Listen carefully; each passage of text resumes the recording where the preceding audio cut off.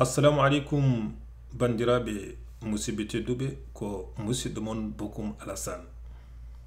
On mbiyama bisimilla mon e lowre men codelsoft, lowre karallagal kesal e fannu informatique e nder informatique kadi fannu biteɗo programmation. E nder codelsoft mon taw hen ko heewi e fannuji informatique. Ɗum noon hande garɗen ko haalde ko fati e langage de programmation. Tengti noon e langage biteɗo Python. Ko langage mo ɓoyani ko jibina kono ɓurɗo kadi lollude. Eɗen gandi informatique ene heewi langage uji informatique. Ene woodi C#, ene woodi C++, ene woodi Java, ene woodi PHP. ɗi fof noon ngadi Python, kono hande Python eɗen mbawi wiide dépassé no toko mbiyata ni les bornes. Aduna fof ene hutoro Python gay mawɗi ɗi entreprise aji ɓurɗi mawnude e domaine aji ko wayno science, ko wayno intelligence artificielle, ɗi fof ene kutoro oɗo langage. Donc oɗo langage ko langage l'avenir min gartu joni haalande mon kadi ko tagi oɗo langage ko langage de l'avenir.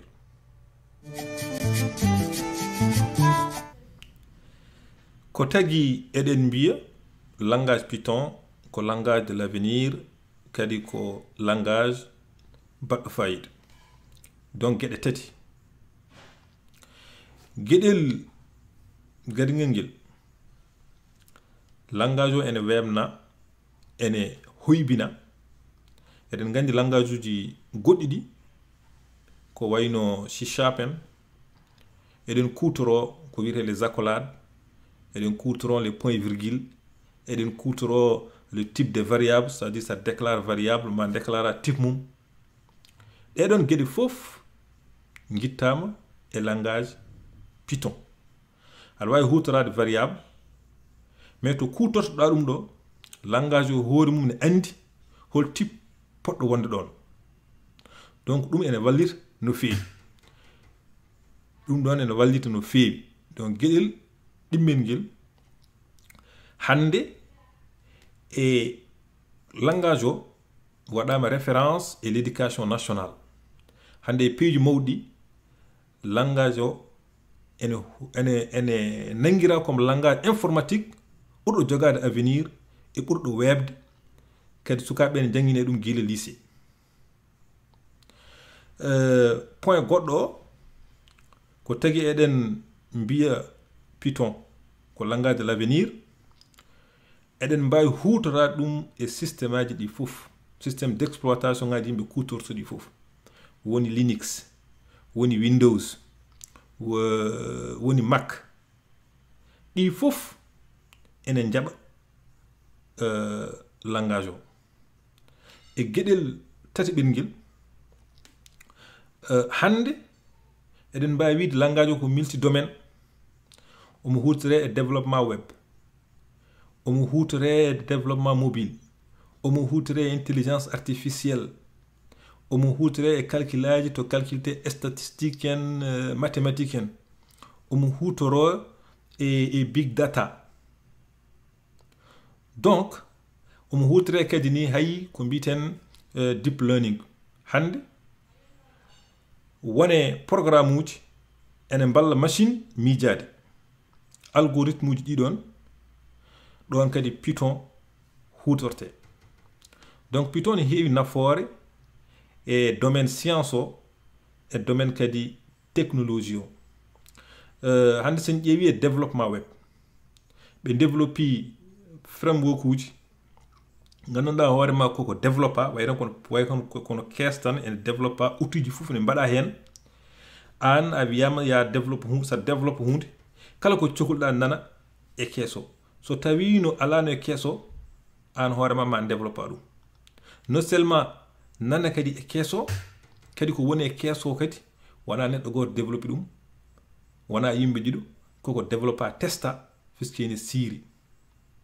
donc ɗum fof ko gartam kadi ene yawna neɗɗo kadi gueɗel gonguel ngel sa woni développeur sa woni programmeur efficacité ne sohla fiti ko mbatta ko développeta ko yataw ina tiiɗi kadi ina holni kadi yataw kadi ina hutore yawde nde kadi ene sohla ewa ɗeɗo gueɗe fof eɗen taw ɗum to langage Python ɗo kadi aussi ene wallitma e ɗeɗon gueɗe fof ɗum noon ɗum kadi ko hunde mawde wona hunde négligitede wona hunde nde kadi yimɓe mbaɗat ɗo wona hunde welsintede wona hunde welsintede donc ɓuure langage o en mbawa gaynu ɗum noon kadi ko wasiyade bandiraɓe nde battate hakkille mbawen kadi intéressade nouvelle technologie o mbawen intéressade kadi e ɗiɗo technologie uji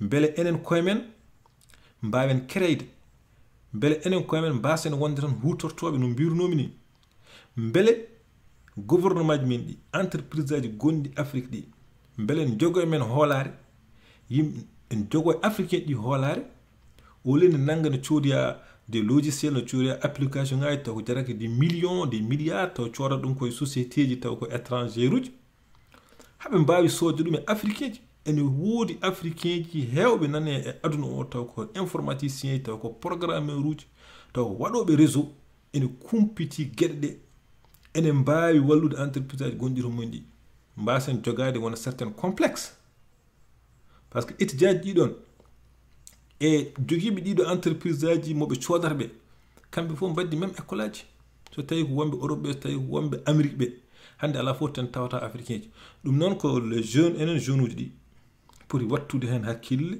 impose ɗen hay sinno noon weeɓani to men to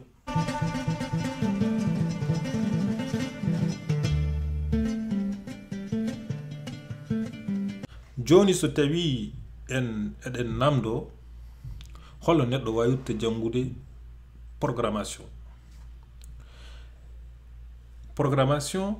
ko kañum janngude ɗum woni base ko maîtrise les concepts de la programmation il y a des algorithmes il y a la orienté objet ɗum ko ɗum programmeur foti maîtrise donc so tawi o maîtrise ɗum ko heddi ko fof ko wayno langage uji jangguirteɗi ɗi sa wawi hen goto keddi ɗi fof wawde ɗum ene weeɓi kono so tawi a ala base e programmation a ala gorode ndi moƴƴani ɗum a wawata janngude langage uji keddi ɗi yeyi donc ko adi fof so tawi an gonɗa ko première année gonɗa ko janngude programmation wattu hakkille ɓalal ko ngoron jogui ɗum ɓalal so ngoroni moƴƴani towtar ko yanoyta so ngorondi moƴƴi kala ko fawi mum ene yaaha donc sirñino maîtrise les concepts de base maîtrise orienté objet ko heddi ko kala langage mo paɗa a wawat ɗum no hannirta ni donc ɗum garnomi ɗo fettude e bandiraɓe ko fate ngal ɗo karallagal bangal fayida kadi mbiɗa wasiyo lawol gongol étudiant ji ɗi walla professionnel uji men ɗi noɓe kuccata e oɗo langage Python ko gartam tan wone maggal so ɗum ɓenni codelsoft ko lawre karallagal kadi hamin kebla wonande kala jiɗɗo heblede joni o saaha mamin ƴefti yimɓe jeegomo min kebla ɗumen to e mbuuɗu jaɓata banggue e fannu programmation Python donc kala jiɗɗo heblede hen ene wawi winditade e lowre nde www.codelsoft.com www.codelsoft.com walla mbaɗa https // codelsoft.com. donc sa winditima mamin mbaɗ kuraji min ƴefta windiriɓe fof yimɓe jeegomo min kebla ɗum mais e dow sarɗi jomum taw ene jogui ordinateur, jomum kadi ne jogui connexion internet. Kuruji ɗi mbatte ko à distance so Allahu o jaaɓi. wonande noon joguiɓe entreprise aji walla joguiɓe wonɓe entrepreneuriat ene jogui business aji ene développe. So tawi ko Canada gonɗa walla so tawi ko France walla so tawi ko Mauritanie walla so tawi ko Sénégal aɗa sohli développinede application ha mbawa gérde activité ji ma walla site web ha mbawa yiyede aduna o foof, ɗum kadi aɗa wawi jokkodirde e codelsoft. so tawi aɗa jogui projet aɗa yiiɗi wallede hen walla aɗa yiiɗi formede taw ko d'une façon individualisée aɗa wawi kadi jokkodirde kadi e codelsoft. ɗum noon bandiraɓe on calminama on jurama.